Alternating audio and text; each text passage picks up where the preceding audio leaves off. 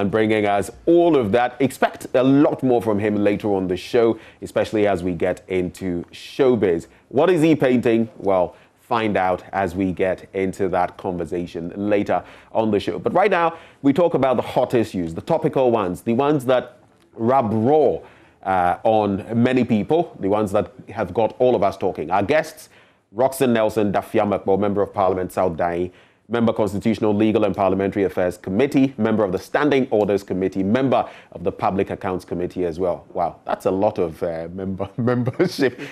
I was teasing it a short while ago. Then Hussein Issah, former Member of Parliament, Okaikwe North. He's also a former member of Finance Committee, and we'll be getting into a lot of the finance matters and as well on the show. And foreign affairs. Yeah. I think we always leave that out. Yeah. I think the last time you mentioned, we tend to leave that out. I didn't register.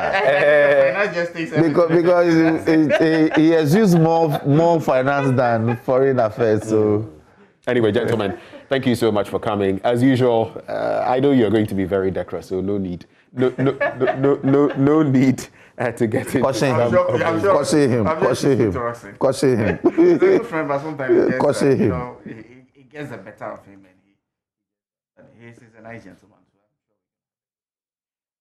I like the way you guys, when you come, you compliment each other, and then later it becomes a bit of bugaboo. Salavi. That's life.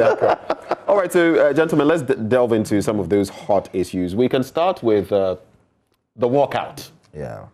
Only yesterday, on the back of, the acceptance, so to speak, of the nomination of some deputy ministers designate, 4 of them, and it's raised quite a storm, especially you on the minority side, the minority caucus. You have said that it appears this was done on your blind side, almost. And the majority is also saying, no, I mean, you decided to go and plant trees. We went ahead to approve the deputy, nominees. And there's nothing, absolutely nothing wrong with that. We can delve into what Atachia has been saying. We can delve into what the majority leader himself has been saying. But what is your initial reaction, Honorable Dafiamakbo, to this matter? Thank you very much. Good morning to Hussein once more. And good morning to my constituents, customarily, Peki Bali Tongo. My brother, what happened yesterday ought not to have happened. Why? Because a week ago today, Parliament took a decision to... Indeed, we were written to. Let me even start from there. We were written to by the sponsors of the Green Ghana project. To, first of all, they were even soliciting funds from Parliament. And then second, they were urging Parliament to participate fully in the Green Ghana. And of course, you speak of 275 elected representatives of the people of this country. So we control the constituencies. We have the numbers. So the sponsors knew that if they see the MPs participate in the program, if they go to the ground and they marshal people to come out to participate, it will be a very successful program. So on that note, Speaker took a decision to declare Friday as a non-sitting day to enable us participate fully in the Greening Ghana program, which essentially was to plant 3 seedlings. So, did you plant any? I did. Where? In my constituency. Okay. South Dai? Yes, okay. Because I was there. So we all left. In fact, some even left that Thursday evening. Those whose constituencies are a bit far off. So on Friday, this happened. Then we got to know that whilst we have all been implored, encouraged to go and participate in this program in our various districts, the vetting committee, constituted by the majority side, actually convened and vetted the nominees in question. And this didn't go down well with us. So our initial reaction was that we will not participate in the subsequent approval process. Then there were other agents to the effect that, well, if it's possible for the committee to revet the people, then we could, after that revetting, we could then participate. But it was turned down. That request was denied flatly. Essentially, denied by the majority side. They chaired the committee. So it was denied that they would not reconvene to revet, as it were, to revet these persons. So we have to, so the minority leader had to then move that if this were the situation, then they could not be, their report should be a separate report.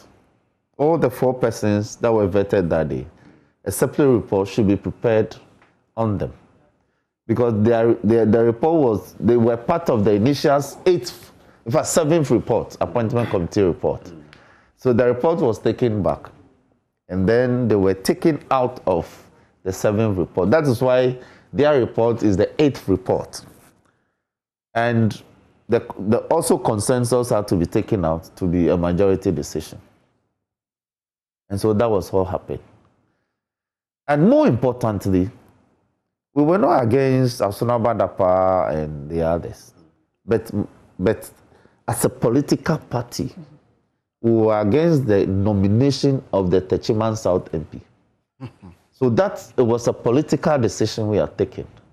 That as for that, we will not participate at all. We will have nothing.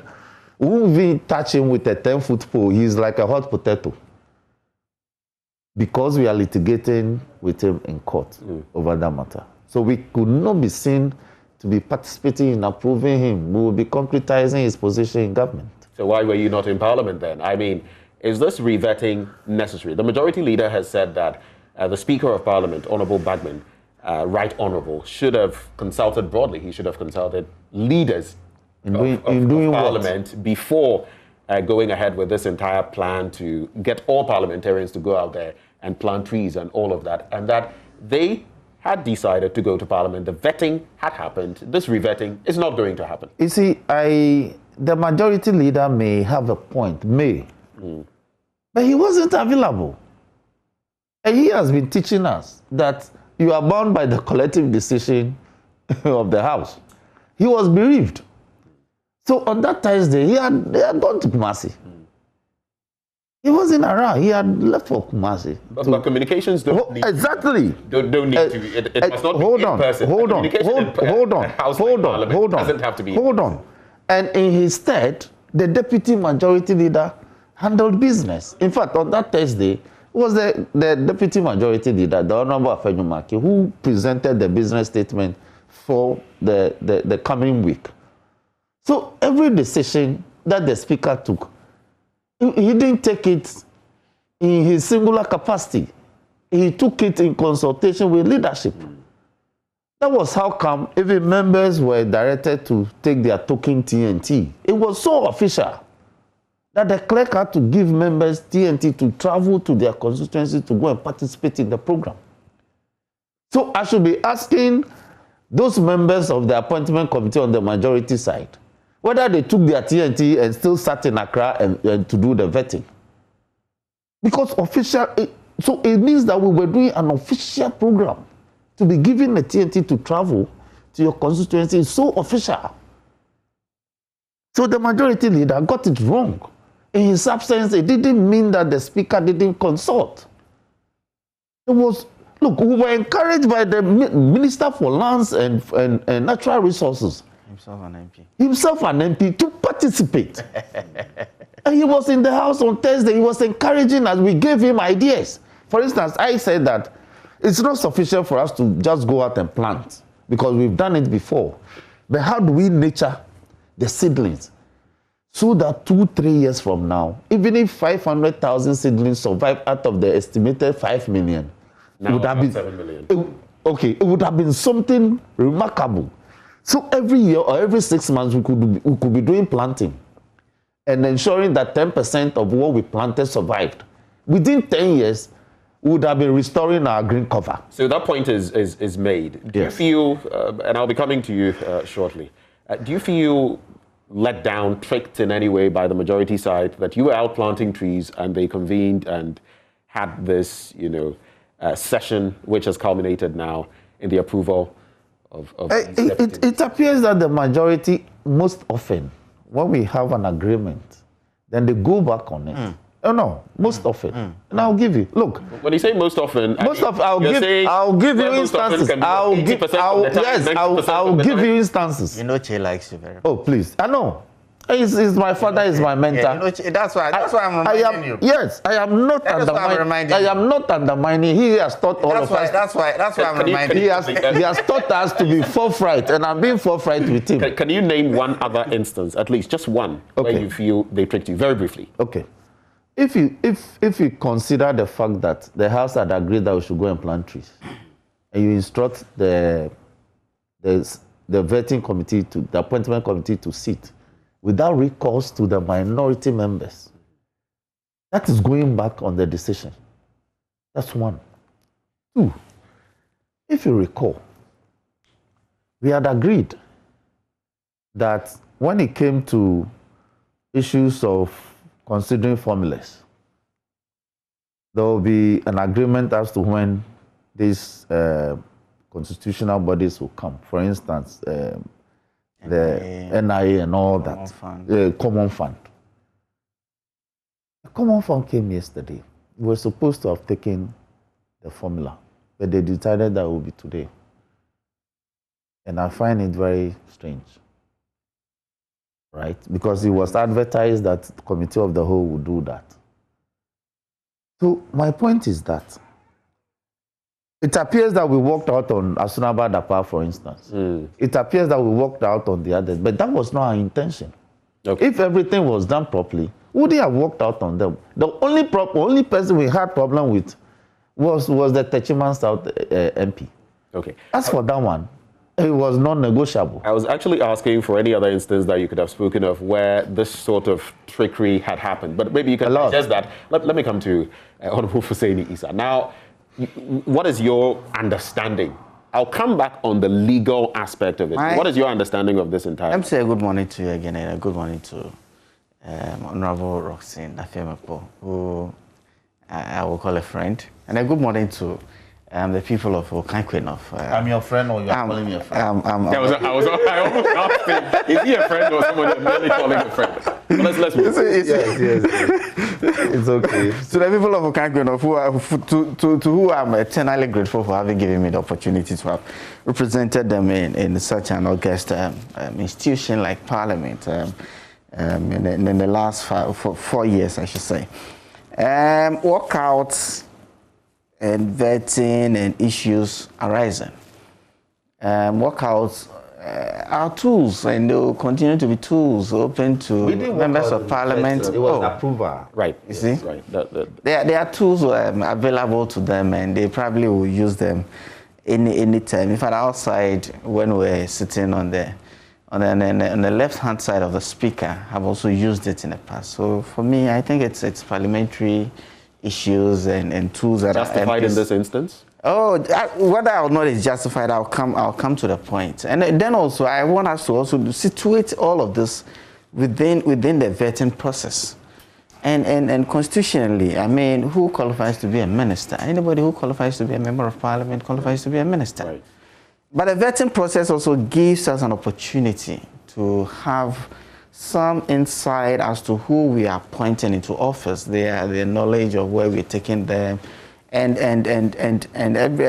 most times, the side on the left-hand side of the speaker is taking advantage of the vetting process to, I don't say bully, but to bring out issues that typically would not. This is not unique to NDC. Don't shake your head. You know how we do it. You see, every time the vetting process goes on, it's the minority side that is loudest because they take advantage of the vetting process. But typically, who qualifies to be a minister? Anybody who qualifies to be a member of parliament. So when somebody is in parliament... we know that some of these deputies, not all of them are members of parliament. Of course.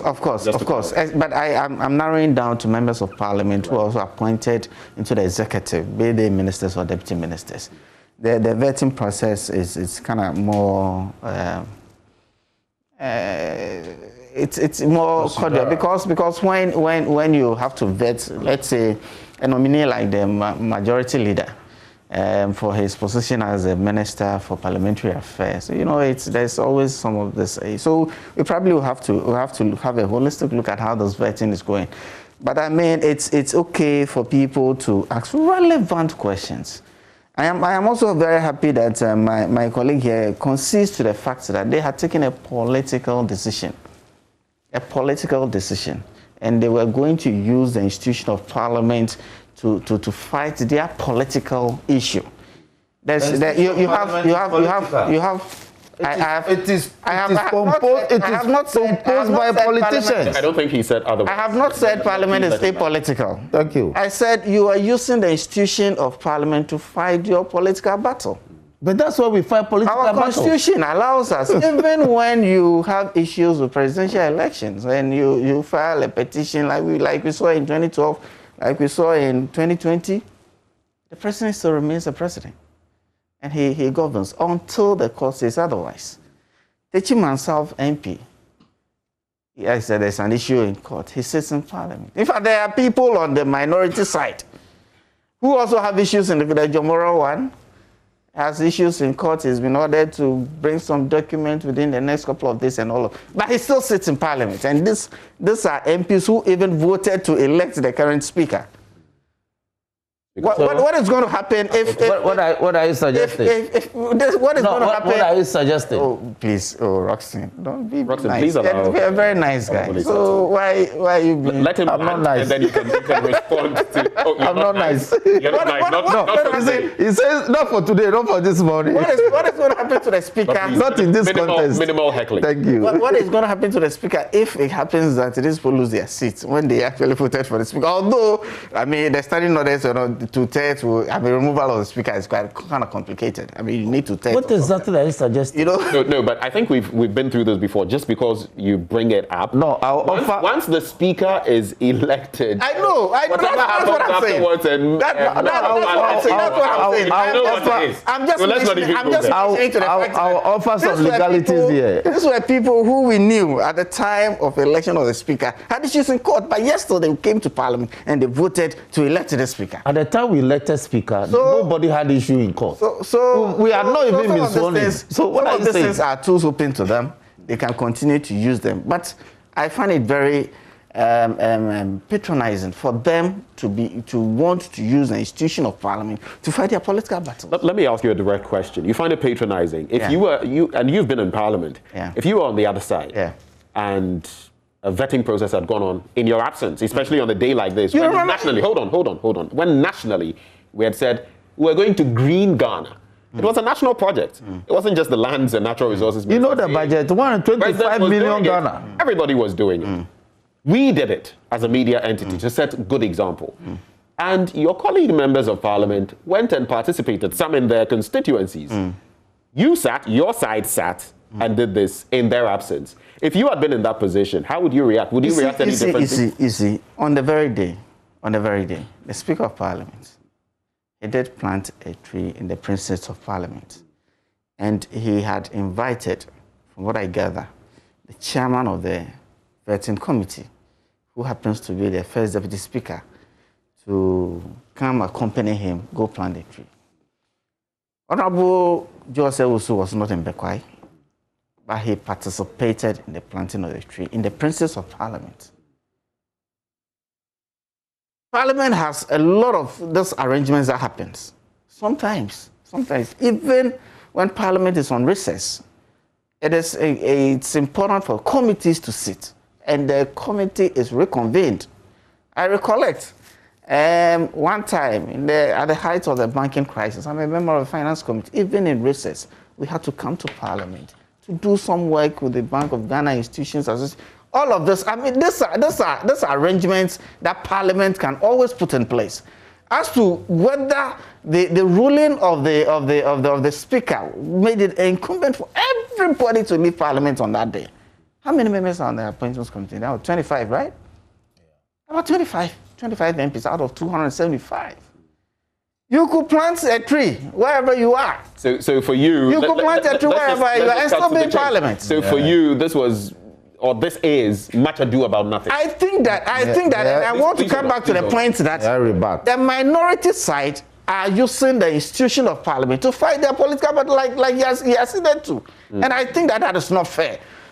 Himself and me, who has been there before, we owe it to the institution to build that institution to what it is supposed to do in our democratic dispensation, and not to be fighting or using Parliament as a way to fight our political. If you have an issue with an MP, you think it's election, and the matter is in court and it's ongoing, why would you say we are not going to sit in your bed? You feel that act was irresponsible? You're suggesting that it's much ado about. I think that it's very unnecessary. It was very, very unnecessary.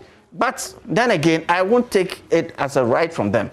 They are entitled to it. They can use some of these tools. They have used it. We have also used it, and will continue to use it as a tool in Parliament, because the records will be there to state that they were not there. Okay. But that will not change anything. These are deputy ministers nominated by the president. They have duly gone through the process in Parliament, and they will assume the office as deputy ministers. And that's case. Okay, so I know you want to react. Make the reaction brief. And when you're done, I want you to give me the legal. Let's look at the legal picture. You're a man of the legal club. Yes. Samuel Atachi, a member of Parliament for Akeme Boaka South, says you have no legal basis to say that you are going to bring about a revetting or even push for it. So your brief reaction, and then you answer the legal question.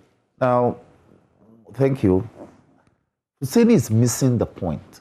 The point we are making is not that the committee hasn't got the power to convene.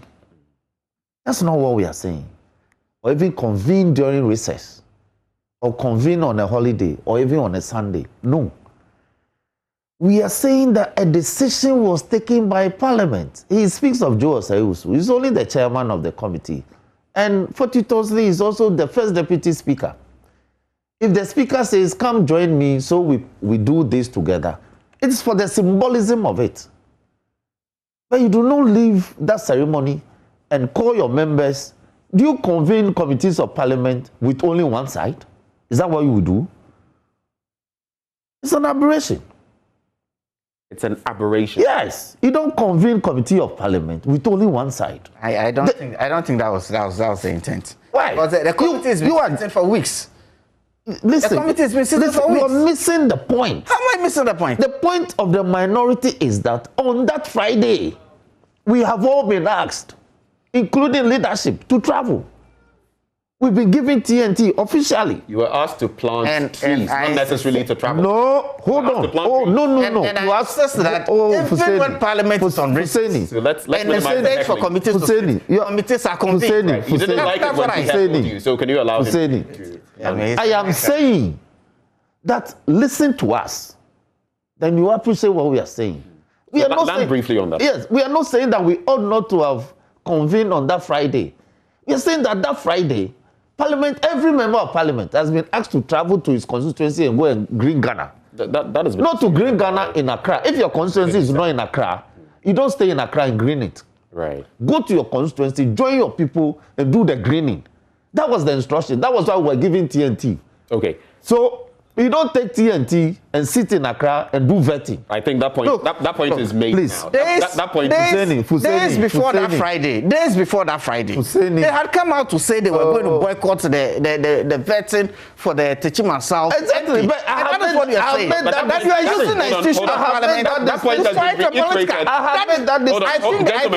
I haven't shied away from that matter. Yes, I think that is the reason for what they are doing. That is the reason for what they are doing, and it's not about the tree planting. I think that point even reinforces the fact that they wouldn't have wanted to be absent from that vetting session? Because they wanted to be there so that they had taken a political decision to boycott the vetting of the teaching staff. Exactly. And that is what this is about. Thank you. That is what this is about. And not the Asunaba and Co are only collateral damage. That is what this is about. And not that is why we insisted that the report on the Techiman South man be separate. Okay.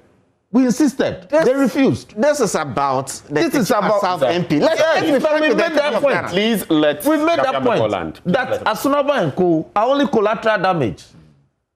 But the issue was about the Techiman South. If you lump them together, we'll deal with them together. Let's quickly take a look. Why mention tree planting? Hold on. Let's why we are saying that it is not about tree planting. Gentlemen, if we continue like this, you had your time. We might have to mute your microphones, and then I might have to. Let me moderate. I am saying that we would have participated in the vetting of Diana and the other two. Right. But would have walked out on Techiman South. Would he have participated? We made that point clear. Okay, point well made. So the legality. My understanding is that Atachian says what? We have no basis to call for a revetting. No legal basis, no. Why? The standing orders give the power to the committee to vet. If we think, if members, no? That decision is for the chairman. No, that decision is for the committee. The chairman is not the committee. Chairman convenes meetings. Yes, but that is, hold on. Meetings. The decision to convene meetings is his consultation. You sit here and say that the speaker hasn't got the power to make decisions. You need to consult. No, I have not seen. Now, chairman to consult. But you know that's what the standing order says. That is what it says. Chairman convenes meetings. The chairman convenes meetings in consultation with members. In consultation, there's nothing like that in the standing order. The chairman convenes meetings. And I'm saying that if the chairman does not convene a meeting, no one else in the committee can convene a meeting. That's what the standing order says. This has become a matter of the standing orders of Parliament, and both of you should know better. Let me, I know better. I'm saying the standing orders says that chairman. And this is something we can easily check. Yes, check it. Chairman convenes meetings. Yes. But you do not convene meetings. You see, you've shifted. Oh, please. Can we land on this? We have practice. Let's the parliament operates with practices. Right. The practice is that when you want to convene a meeting, you consult your ranking, you consult leadership of the committee. There's a vice chairman, there's a ranking, there's a deputy. Do you convene a meeting and leave your ranking, the input of your ranking, a deputy out? You don't. You don't. You don't. Thank you. Thank you very much. Thank you. The chairman of the conversation and not the ranking member. Thank you. This end of the conversation. I'll give you the legal basis. Let's move forward. In recent times, some 20 plus people were arrested, nabbed on the back of LGBTQI matters. We've had these conversations in a while. And now we've come to the point where, a private citizen is pushing Parliament, Emmanuel Abankwa of the Eastern Region, is pushing Parliament to give some direct legal status when it comes to LGBTQI plus in our country. How do we address the matter? He is citing amending the human rights, end of our law to state categorically where we stand as a country. And the Speaker of Parliament, the Right Honourable Speaker of Parliament, has received the letter, and he says action is going to be taken. I'll also quickly cite what has happened recently, which I was sharing with you, in Hungary, where they are legislating. The president is yet to give assent to that, but those under 18, they will not be exposed to certain literature and other things concerning, LGBTQI. The European Union is going after Hungary. What do you feel this is going to trigger? Is it the right move? What do you expect to see now that you are outside of Parliament, Issah? The issue of LGBTQI and all of that, for me personally, I still think that it's alien to our culture.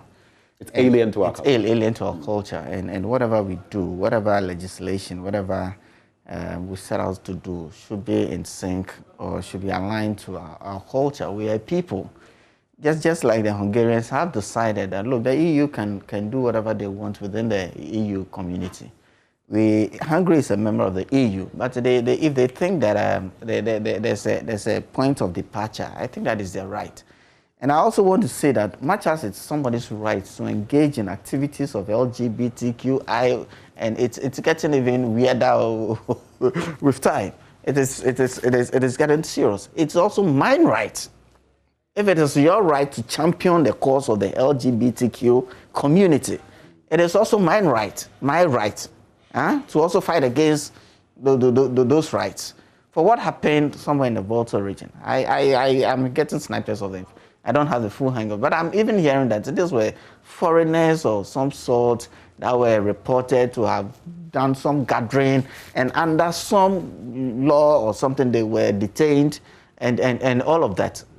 Look, let's be open. Yeah, you never know. You never know. Not too long ago, there was some prison break in our neighboring or our brother and our sister nation, Nigeria. And there was every indication that those who had broken jail were going to lead here. So, I mean, and given what is happening in the Sahelian region and all of that, we really have to be up and doing. Make sure that our borders are secured, and we will not allow foreigners to come here to push some of these things. So your brief take on it is a right step? Is that what you're saying? No. Much as it is somebody's right to promote the activities of the LGBT, whatever, community, it's also my right to be against it. But as a people, we should situate all of this within our culture. I think, like was asked some time back of our president, has been asked of our presidents in recent times, where we stand. You feel it will bring some clarity to the matter? I still think that it is not a matter of us saying we're going to legislate to support the activities or not legislate. I mean, let's just discourage this. Not too long ago, I think it was the Australian High Commissioner who went to Parliament to try to speak to the Speaker, and the Speaker was blunt. Yeah. Was blunt that, look, this is alien to us. You cannot come here and talk about some of these things and force us to legislate in favor of this activity. We are not going to do it, and that's it. Okay. That's it. So we don't need any hardcore legislation after that. No, I don't think we. I don't think we actually. Thank you very much. Let's do this in 2 minutes. Yes. What is your quick take? First of all, our constitution may guarantee rights and freedoms, but they are not absolute. That is why within our laws, when you are not 21, you cannot contract. You are aware of that. The same law says when you are 18 and you are of sound mind and you are a Ghanaian, you can vote. So why is it that when you are 15, you won't say that you want to vote? Because we have laws. Even side by side, we could put the age of consent exactly. To intimacy versus even... That is why when my daughters, when they are not 18, my daughters and my son, when they are not 18, I act in loco parentis, in place of a parent for them. So the Constitution says freedom of that, freedom of choice, freedom of religion, but they are not absolute. They are fetters. We cannot allow our children to be exposed to such literature. The law, look, our criminal, there are provisions in our criminal law which prescribe these things. But the criminal provision is such that you have to catch the person in flagrante delicto in the act. But we are not able to. That is why this person, this private person, says that we should enact law that would clarify the issues. We have to specify and prohibit the conduct. Look, if we don't do this, time was when the Westerners were buying human beings supported by legislation. They told us that it was legal to buy a fellow human being. They shouldn't bring this upon us. Let's talk about money matters, and I'll come to you first. The GPGC, the Ghana Power Generation Company, issued $134 million at stake, judgment debt, and who is to blame? I mean, we've played this game from Boakye Jackson, or should I even say the NDC, to Boakye Jackson, to what we're seeing now, the AG, and all that he said about the excess power, why we even contracted, the NDC's own report within its tenure. And now we are faced with this gargantuan debt, close to $1 billion Ghana cedis that we are expected to cough up to facilitate a judgment debt that some say could have been avoided. Maybe we could have paid some $18 million and gone away, but here we are saddled with this. Your take? Now who caused them? Now who caused them? Now who caused them? Let me put it back to you. Now who caused them? If the NDC people caused them. Now who caused them? No, I'm asking you. Now who caused them? Who caused it? Who caused it? Time gone when we were signing PPAs like confetti in the shop. Like what? Like toffees. I mean, confectionaries, right? Yeah, we just sign PPAs and throw PPAs at our doomsday problem as if it was all about generation capacity. We'll continue to remind Ghanaians that, look, given our installed capacity and what we required at peak, there's excess capacity. And if the nature of the contracts are saying that whether or not this power, we use this power or not, we have to pay, these are liabilities that we've carried, and we continue to remind Ghanaians that... You call them liabilities. I'm sorry I have to interject, but yes, the minority side has said that... in the past, you remember under Rawlings, we were exporting to other neighboring countries, Burkina Faso and the rest, and they have said that it was not going to be... No. That would go waste because there were plans to ensure that other countries would get them and fetch us some revenue. Did we sign these PPAs with the intention of exporting that power? Do we have the infrastructure in place to be able to export this power? At what cost were we going to export this power? Because if the Ivory Coast is producing power at let's say 5 cents per megawatt, and you are producing at 7 cents per, why would they come by from you? Why would they come by from you? Those are the realities of it. You can't tell me that you've signed excess power, and that is costing us 500 million a year. And then you want to tell me that easily we could actually export this and how are we going to export it? Did we put infrastructure in place? At what cost? Why would you import power more expensive from a neighboring country from what you can produce locally? All of this is now who costs them? Again, I'm glad that the Attorney General has said that, the police CID people are going to look into this thing. A committee report was said, and the committee report stated, right, and NDC, that it was also unnecessary. It was unnecessary. So those who committed this country have responded. I mean, they can respond. They can respond for all they want. They are going to be sued. For all they want, they can respond. But I am glad that the appropriate authorities, the Attorney General is giving this to the CID. Okay, let me ask you. Those who committed us to this. Let me ask you a question. Even if, and I don't know whether both of you are not at fault in certain ways, both of you in terms of the minority now, and which was majority then, and you, the majority now, who were minority then. But the point I'm trying to make is, could we not have averted this, looking at the time available to do the right thing, attending to the courts to this point where we've been slapped with this sum of money? I mean, there's been talk of that, and maybe some negligence on the part of the AG and our system, our legal system. Do you feel we did what was right for Ghana, knowing what was at stake? I think that we will always do what is right for Ghana under this dispensation, under the presidency of His Excellency Nana Addo Dankwa. Did we do what was right? These are also matters of the court. I'm sure Roxanne will appreciate much more as a lawyer than I do. But this is where we are. And when you fall, you don't look at where you fell, you look at where you stumbled. Okay. Right? And so who caused them? Who actually caused and committed this dear nation of ours? So the NDC is to blame. Such unwanted misuse of our resources. Just clarified. So the NDC is to blame. These are contractual issues that we have to deal with as a nation. And that is where we are. Is the NDC and that is where we are. My question is to Ghanaians this morning. Now who caused them? Issah, and those are the people. NDC... And those are the people who committed us to this, and they have to be held responsible. Okay, so for you, the NDC is to blame. Roxanne. Yes. 2.5 minutes. Box it all in. The man had 10 minutes. No, 10 minutes. I'm keeping an eye keenly on the time. So Roxanne, I didn't know you to be such. I didn't know you to be such. 10 minutes.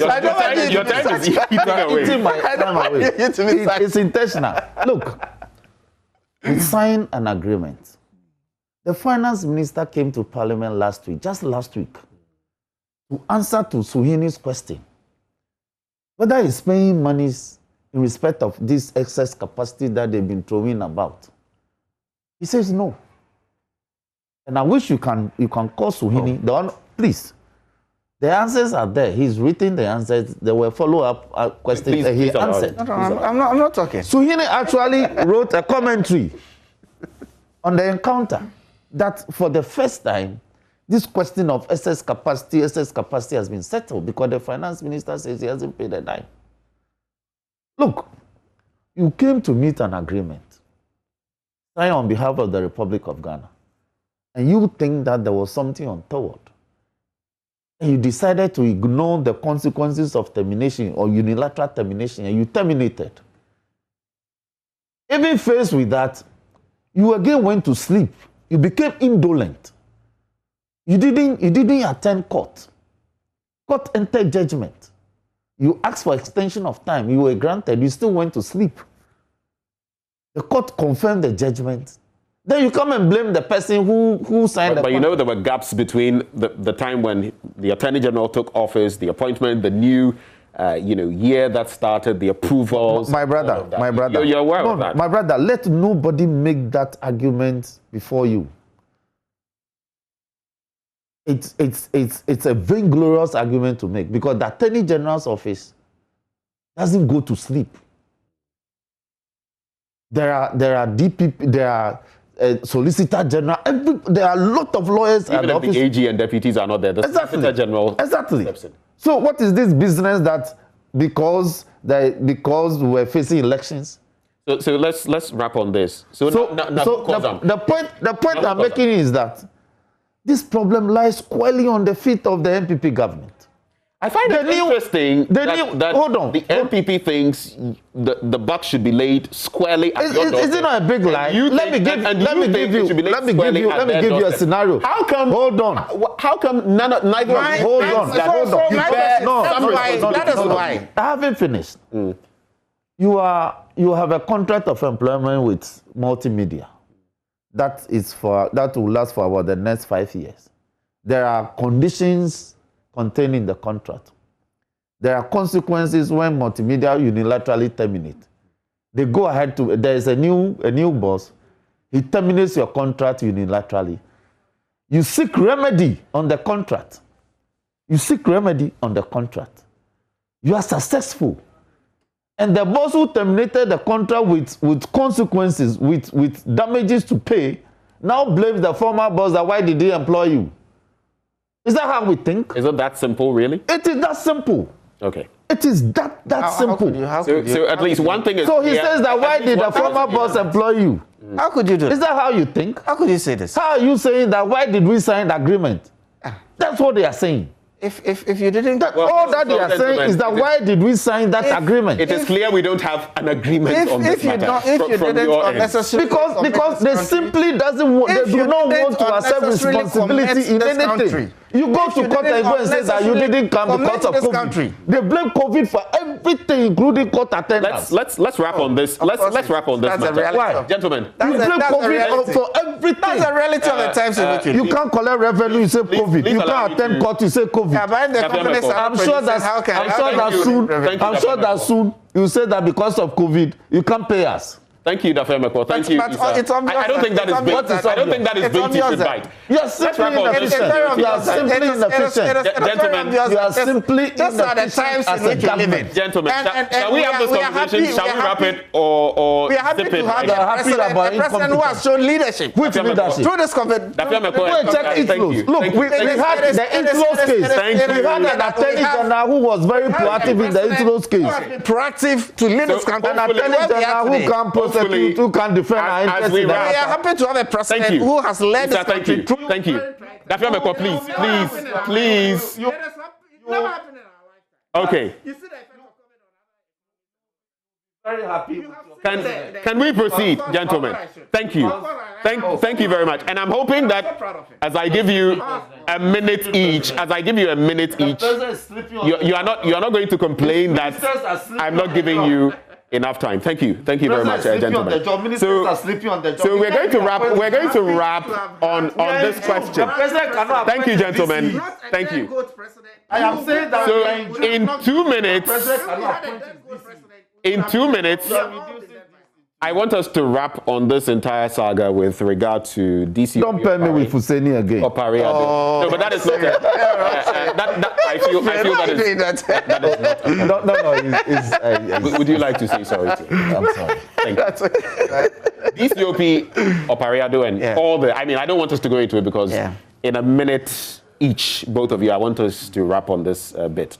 And now the National Security Minister says, what happened was sanctioned by me, and I would do it again. Your quick take. That was my matter. That was my matter. It's a very unfortunate comment from the National Security Minister. Because you see, the evidence is that the persons who went there were Delta Forces members. DCOP himself. That has been disputed. No. Let's just stay away from that. Hold on, my brother. It was the man himself who spoke to you. So why would you want to disbelieve him and believe the Minister of National Security? Delta Force. When indeed... Can we focus on doing it again? Yeah, no. We have a minute. Yes, when indeed the Director of Communications, the Honorable Boabian Samoa, says that, yes, it was Delta Forces, but they had a backing of national security. It is rather national security. No. Hold on.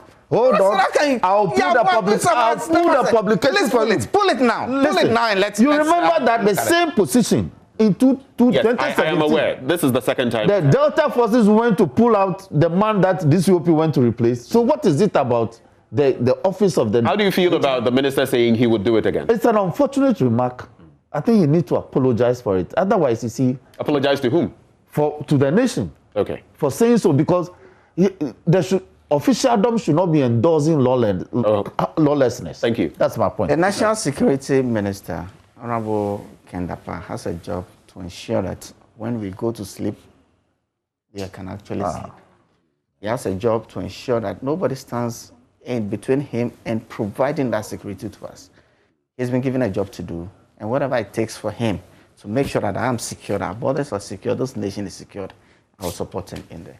Gentlemen, thank you very much. At a point, it was getting a bit tense, but I'm very grateful.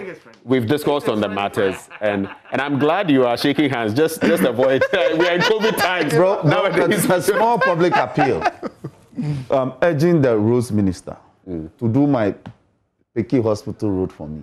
Peki Hospital Road. Yes, from Chame Junction to the hospital is 650 meters. It's so deplorable. All right. They should just do something about it. Otherwise, when you bring patients, when patients are brought from the hinterlands, their medical condition may even worsen within that short distance. It's so deplorable. I think you mentioned that. And I am incapacitated. I have no funds to do anything about it. I'm pleading with him. If he won't do any of my roles, he should handle down. Mr. Roads Minister, over to you. Yeah. But thank you, gentlemen, Hussein Issah, former member of Parliament, Okaikwe North, former member of the Finance Committee. We also had, joining the conversation, Roxanne Nelson, Dafia Makpo, member of Parliament for South Dai. His committees are many, so I'll leave with that.